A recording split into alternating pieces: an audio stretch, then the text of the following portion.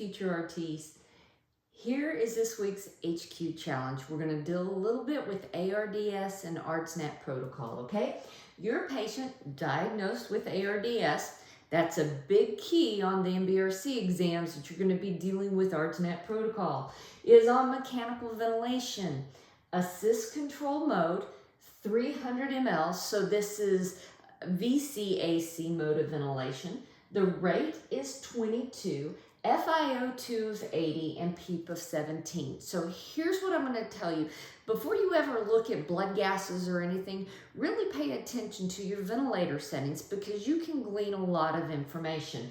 Okay, so for example, assist control mode, tidal volume of 300.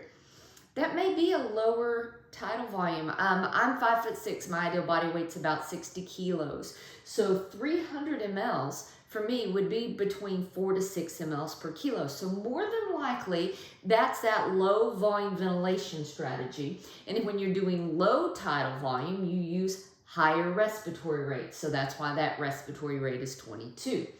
FiO2 of 80, PEEP of 17. So somewhere along this way, this person's having some oxygenation issues or those settings wouldn't be that high, right? But that's common in ARDS. Okay, so that's what we've got. The PaO2 on these settings is 50 millimeters of mercury.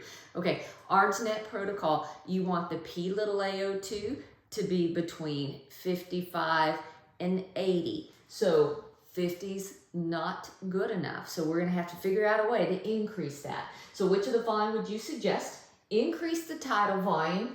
Nope. Decrease the respiratory rate? Nope. And here's why. Tidal volume and respiratory rate, when you multiply those together, that's minute volume. Minute volume controls the CO2 and pH. That's not the problem we're having. So neither one of these is correct. Increase the PEEP, that's something there, okay? Because typically when we increase PEEP, hopefully we're going to increase that PaO2. That will work, okay? Or decrease the FiO2. All right, so we're already hypoxemic, below what ARDSnet protocols would suggest. So it cannot be decreasing the FiO2. That would make it worse. So the correct answer here is, the first C, right? Increase the PEEP, okay? We're gonna try to get that P(a)O2 between 55 and 80. Now, a lot of people say here, well, I don't know what the blood pressure is, and I completely understand that. We know that increasing PEEP, we have to worry about decreasing venous return. But when you look at the answers that are given, there's absolutely nothing here that is even remotely correct besides increasing PEEP. So some of those things will happen on the MBRC exam. Make sure you don't overthink it, okay? Hope this has helped.